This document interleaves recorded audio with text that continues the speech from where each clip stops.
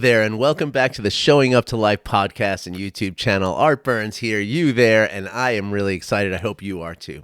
I'm just trying to change up that intro, just playing with different things.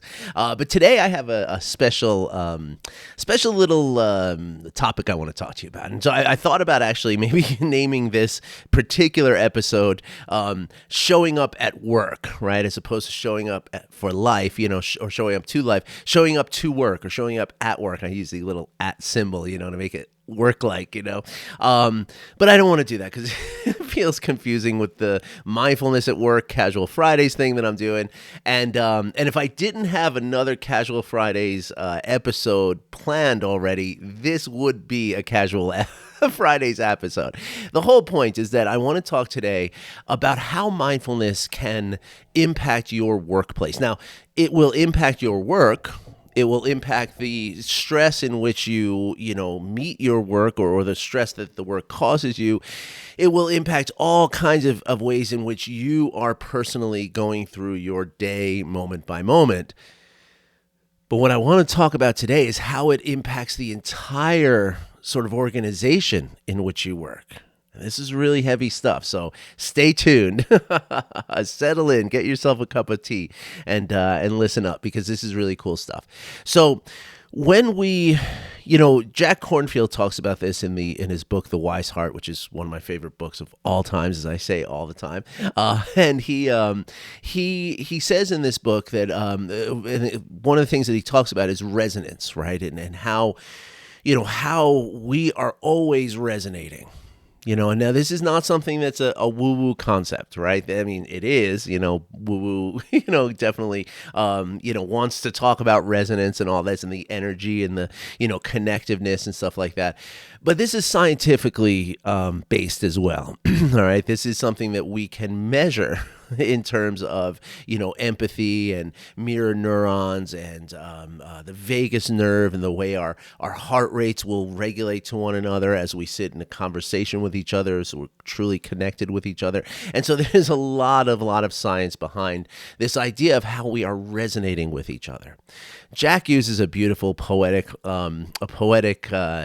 image, and he talks about going into a violin shop, right, where you see violins all hanging on the wall. And if you were to go up to one of those violins, and I can tell you this is true from being guitar shops, and I'm sure it's true for violins as well, that if you go up to one of those violins and you pluck or run your fingers across the strings, just leaving it up on the wall, not making any notes or anything, just literally just sounding the strings, the violins next to that one, and even perhaps the ones next to those, are going to sound as well. There's going to be a little hum coming from those, even though you didn't touch their strings. And this is resonance, right? The vibration of the strings that you did pluck or you did strum, that vibration resonates and makes those other strings vibrate, which then makes a very subtle and minor sound, not minor key, but a minor sound from the violins. And this is resonance. And this is something that's going on with all of us all the time. Again, not just in a spiritual woo-woo sense, but in a very real, scientific sense. And so there's a really important lesson here, right? That as we practice mindfulness, and as we develop the skills of acceptance and letting go in when we notice the clinging or the aversion, as we develop the skills of focused attention, open awareness, and kind intention, as we practice and develop the skills of empathy and compassion, these things resonate out to the people around us. Now, if you don't believe me and you don't believe Jack Kornfield, I'm going to ask you to check into Thich Nhat Hanh here, okay? I have a pen here marking the page, so pardon me.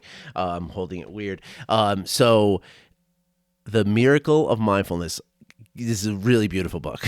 I mean, every book that Thich Nhat Hanh has written is a beautiful book, but this and Being Peace are among my favorite books ever, including The Wise Heart. Yes, I know. I have a lot of favorite books. So anyway, when I bought this book a few years ago, I bought it at a used bookstore. I like to always try to buy things used first, and then I buy them new if I have to. I want to be able to use the library, but you can see how I cannot read a book without marking. Like books for me are a very interactive process. So I'm marking, I'm underlining, and so library books just don't do it for me. As much as I wish they did, as much I wish I could get into library books.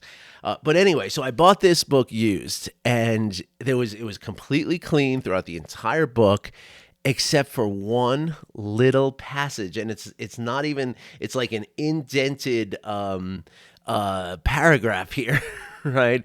And it's the only thing in the whole book that was highlighted in yellow, as you can see. Okay, I'm going to read it to you because it applies to exactly what we're talking about here. In a family, if there is one person who practices mindfulness, the entire family will be more mindful. Because of the presence of one member who lives in mindfulness, the entire family is reminded to live in mindfulness. If in one class, one student lives in mindfulness, the entire class is influenced. Now, of course, he's talking about something that might be even on a more conscious level than the resonance that we're talking about, but it's both, right? It's going to always be both. Because what we're doing, and this is especially true for you parents out there, okay, really, really take heed to these words if you are a parent. Most of what we're doing, as parents or otherwise, we're modeling behavior. We're always modeling behavior. What we're doing, others are responding to. Now, they might respond in a way that's inspired. They might respond in a way that is resonant, or they might inspire in a conscious, like Thich Nhat Hanh seems to be referring to here, in a conscious reminder way, like, oh, right, I got to be more like that. I remember, before my wife decided that she wanted to bring our marriage to an end. I don't mean to bum you out, but it's just the natural, sort of unfolding of what's happening. But there was a time when I was starting, in the early days of my doing mindfulness, and we were really, our whole family was in bad shape. Like we were all at each other's throats all the time. It was really, really tough. And at one point, after a few months after I was practicing mindfulness, and it was only a few months, my wife turned to me during like a really difficult moment where the kids were giving us a hard time, and everybody's all upset, but I was the one remaining calm and trying to sort of stabilize the situation. And she just stopped and looked up at me, and she was like, "How do I get this? How do I do this that you're doing here?" But over the years, I have watched her become more mindful. I have. And I've watched my kids become more mindful, and I've watched the whole family as an entity become more mindful. And honestly, if you want to know the truth, this is the reason why my wife is leaving, is because she's developed her self-awareness to the point where she recognizes that this isn't what she thought it was, and isn't what is really what she feels like she needs to make herself happy. Now, those are big issues and stuff like that. We're not going to get into all that. But the point is, though, that it is because she has become more mindful that she's able to make this decision that, no, we need something to change here, right? So it's kind of really beautiful in that sense, right? So anyway, now, of course, this would apply to your family, right? Any of you who are, maybe you're doing some of the practices that I'm talking about here, and maybe you're recognizing this in your own family. Even your pets are going to resonate with your new sort of way of regulation and sort of being present and all of the things that come with mindfulness practices, right? And so maybe you've already noticed some of that. And so today, though, what I want to talk about is what happens where you work when you practice these, when you develop these practices and the skills from the practices. Now, I do work with corporate clients. Right now I'm really focused on nonprofits, not for-profits or nonprofits. You take the pick, but it's not profits. Pardon me. Yeah, it's not that I refuse to work for-profit businesses, but there's some moral, philosophical things that have to be cleared first. So we'll just leave it at that, okay? But nonprofits is something I'm really it's a passion of mine, right? There's people who go out there who are not doing something in order for personal reward. They're doing something because it's the right thing to do, And I'm naturally attracted to that. And I love that. And so one of the things that I do is I work with nonprofit organizations where I collectively teach them these practices, right? And yes, and we teach it in the sense of, like you might have seen on some of my Casual Fridays posts here, my sort of spin-off podcast that I do. There's specific practices we can do specifically for work, and ways in which we can bring the practices into, say, a meeting, right? Or a phone call or an email. There's ways in which we can specifically and particularly bring mindfulness into these, what we usually call mundane office tasks, right? And as we do so, we change the whole culture. We change the entire nature of the place in which we work. And it's really, really powerful now, especially now when we talk about nonprofits. Most of the time, nonprofits are there to help people who are disadvantaged, right? They're there for people who can't afford, say, for-profit services of some kind, right? And so this makes this work even more important because when you're out there, serving the community, bringing this energy of kindness and attention and awareness and acceptance and compassion and all that we teach in this, that really elevates the way that you're able to serve people. Just hugely. But the thing I want to talk to you today about, and what I want to sort of bring to your attention, is that I don't have to come into your organization to change your whole organization. I just have to talk to you to change your whole organization. And that doesn't mean that it's your task. It doesn't mean that I'm like, okay, let me put this big weight on your shoulders. All right, head off to work. Go get him, kiddo. It's nothing like that at all.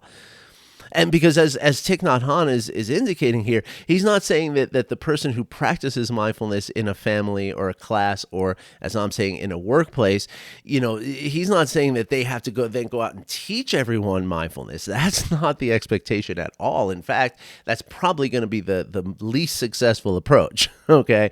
Because A, teaching this requires a certain level of training and understanding, and B, sometimes people don't want to, they don't want to be taught something, so the whole point of this is that this is happening automatically, unconsciously.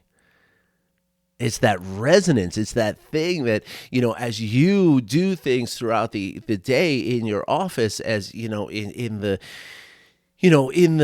energy, as Thich Nhat Hanh likes to call it, the energy of mindfulness, right? Which is to say, being more present, being more attentive, being more aware, self-aware, aware of everyone else, being more kind, being more compassionate.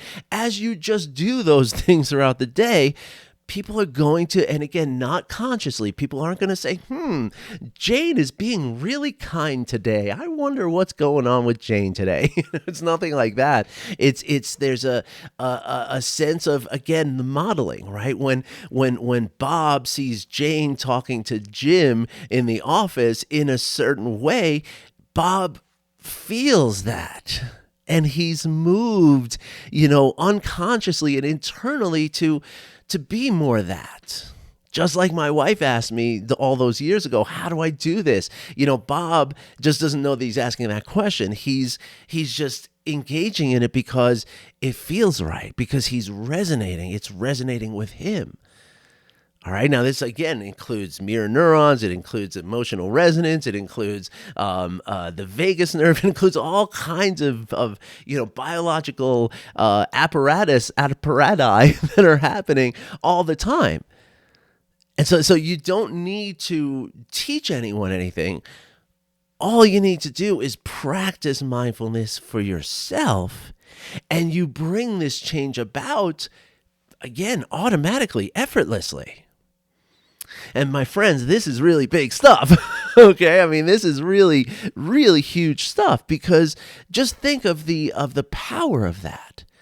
Right? Just think of if you could, imagine if I could tell you some, little phrase that you could say, some Harry Potter spell that you could say before you went into work, and then all of a sudden everybody would be, treating each other with more kindness, and being more empathic with each other, and being more, thinking more critically about things, and pausing for a moment before they send an email, and pausing before they say something in a meeting, to make sure that they're saying it in a way that is kind and compassionate and empathic.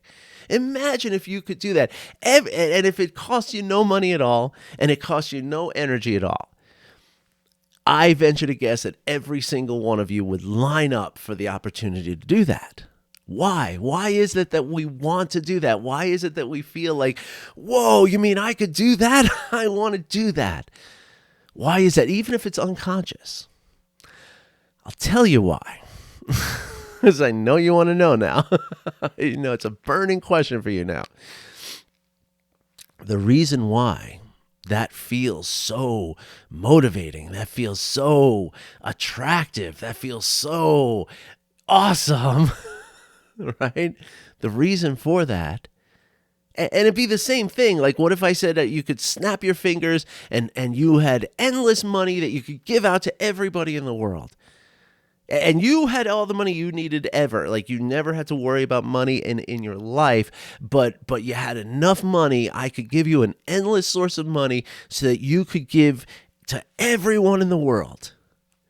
Most of you listening to me right now are saying, oh my gosh, that would be so amazing. Think of how that would feel.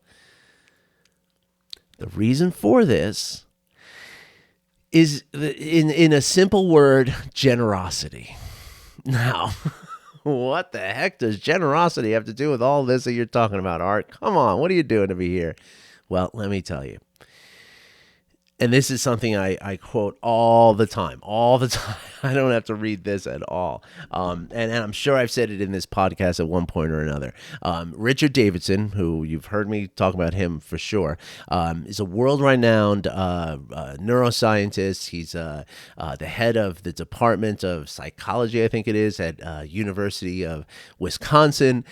He's worked with the Dalai Lama, with many Tibetan monks in his labs to study how a Tibetan monk's brain works, right? Somebody who's done 40,000 hours of meditation over their lives.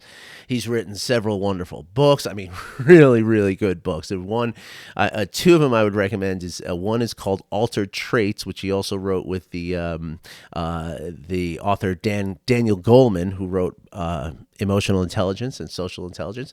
And then the other book that Richie, and he likes to be called Richie, I'm not taking a liberty here. The other book that he wrote is called The Emotional Life of Your Brain, and that one I would really, really recommend you getting, because it's awesome. It's fun. It's like he's got little work sheet projects and stuff.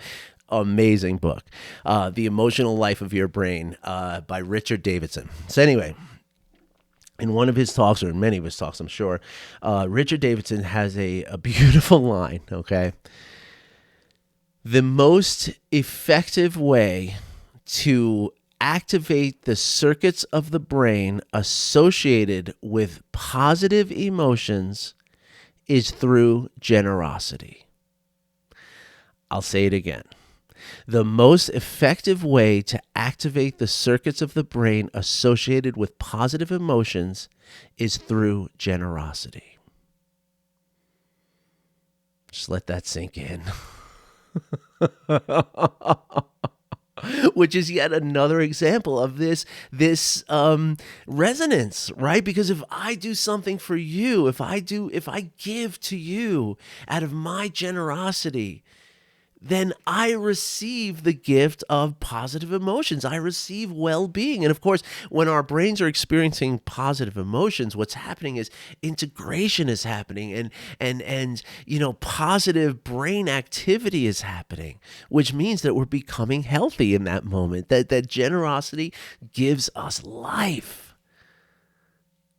The Buddha had another way of saying it. And as we all know, this is not a Buddhist podcast. I'm not a practicing Buddhist, but there's a lot of sort of overlap, and of course the foundations of mindfulness are rooted in Buddhism. So we'll tip our hat to the old Buddha, and we'll quote him as saying, now I'm going to try to paraphrase this. I don't have quite as much practice with this as I do with Richie Davidson, but if you knew, as I do, the power of giving, the Buddha said, you would never share another meal you would never eat another meal without sharing some of it.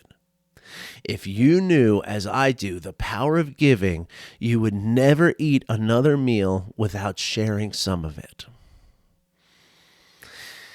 Now, again, I love that he connects it to the meal, right? Because that's your health, that's your sustenance, that's your ability to be alive is rooted in eating, right?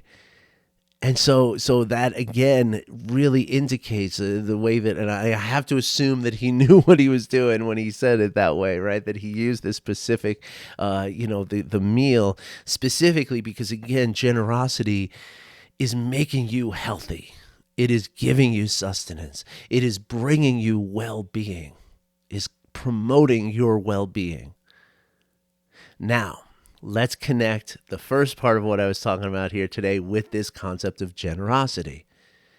If you haven't seen it already, okay, and I'm not saying that you should have. I'm kind of bobbing and weaving here as I always do. So it's easy for me to fake you out here, right? But what I'm really saying here is that by you cultivating the practices and the skills of mindfulness, which means just committing to doing, a few, like maybe 10 minutes a day of a formal meditation where you just become quiet and you become still and you just, allow your mind to wander off and then you bring it back. You allow it to wander off, you bring it back. And the way we do that is just by focusing our attention on our breath, the sensation of our breath. It's the easiest thing you do all day, I promise you. So by taking 5 or 10 minutes of doing that every day and then supplementing that and complementing that with the practices of, loving kindness and self-compassion and compassion for everyone else and even just, being present with, washing the dishes or walking across the floor, as you're walking from your desk to the washroom, instead of, ruminating about the meeting that you have at 3:00, but just really just feel into your body walking across the floor, right? If you can commit to doing these things, which again, the only time that you really have to take out is for that formal practice. And if I'm honest, if somebody wants to twist my arm behind my back, I could tell you that, many people actually don't even get to do that part of it. And they still change things, to unrecognizable levels, right? Through the work of informal practices. And I can help you figure all that out, right? But if you can commit to doing that daily,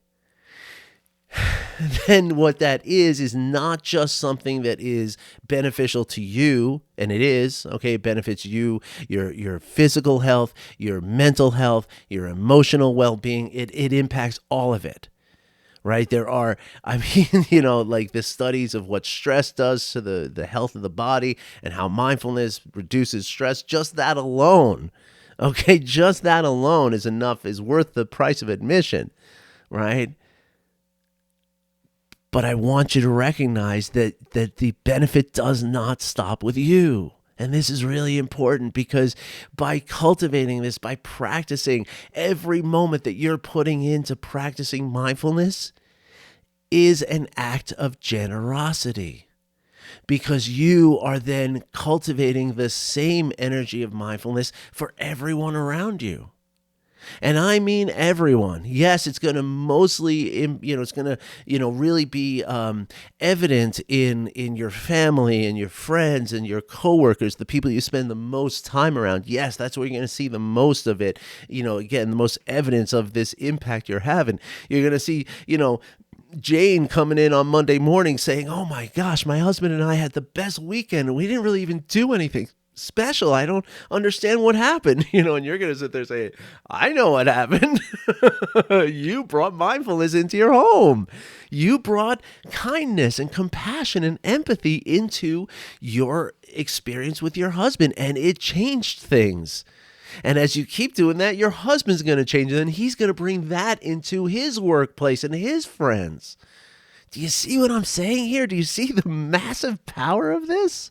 If you're watching the YouTube channel, you probably see my eyes are tearing up, because the beauty of this, the immense beauty of this, is like, it's indescribable. Honestly, I mean, I even me, who I have a lot of words, I cannot properly describe this. I could do another 700 episodes trying to describe this. I don't think I'd even scratch the surface. It's that huge. Because again, again, it resonates back into you, right? Because as you're doing this, again, not only are you healing your body directly through the practices, but then as you're sharing it, you're healing yourself more, because the generosity is the most effective way to activate those circuits in your brain associated with positive emotions. Do you see the beauty of this? Do you see the potential of this? Because again, I mean, just think of how many people you work with. Even if you work with, say, 4 people, right? And let's say all 4 of those people start to resonate, and they will. Okay, they will. They resonate with your generous mindfulness practice that you do for yourself and for them. And over, say, 6 months of them not doing anything directly, but just being around you, they start to change the way that they do things, the way they talk to a clerk in a supermarket, the way they handle themselves in traffic without getting so upset if somebody needs to come in. The way they interact with people in the subway or the bus or whatever it is, right? And then, of course, the way they interact with their family and their children. And then the way their families start to interact with everyone else. It really does. It spreads like that, like virus. It really does. It's like the beautiful, loving virus. So anyway, I hope you enjoyed that. I hope this resonates with you. And if it does, please let me know. Okay, I really want to hear from you on this. And I mean, I always want to hear from you, but really, I really want to hear about this, because this is so beautiful. All right. It's so beautiful. And again, I've seen it like even on my hockey teams, right? Even just by me being me in the locker room at the hockey arena, right? At the ice rink, I see it. I see people changed. I see the way they talk to each other is a little bit nicer, a little bit more kind, a little bit more tolerant, a little bit more loving. It's very, very subtle, but it's there. And if you know it's there, you can see it's there. And it's really beautiful. It's really, really beautiful. So anyway, I hope that you enjoy this. I hope that I hope this inspires you to wake up in the morning. As Thich Nhat Hanh says, one of the most beautiful practices you can do is when you wake up in the morning, because on the other side of generosity is gratitude, right? So just, express, just recognize some gratitude for these next 24 hours you have to bring yourself into this world and to touch the world with your beauty and your, just wonderful kindness and compassion and everything that your heart holds that you can give freely and effortlessly, right? Feel gratitude for that opportunity, because that promotes the generosity, right? So just doing that, just that alone is enough. I mean, I don't want to say that just don't have to do anything else. No, that's not going to really impact the habits and the behavior so much, but it's a very, very important thing to do. But if you can commit to doing that, and then, maybe just being present with your coffee in the morning, right? And practicing the loving kindness on the train on the way to work. If you can do these kind of things, and I'm here to help you if you need to know how, If you can do these things, you can look at that not only as something that's really beneficial for you, but something that is a generous act that's going to impact everyone else. And in that generosity is also going to impact you even further. All right, everybody. I wish you well. Thank you for listening, and I'll be back again soon. You take care.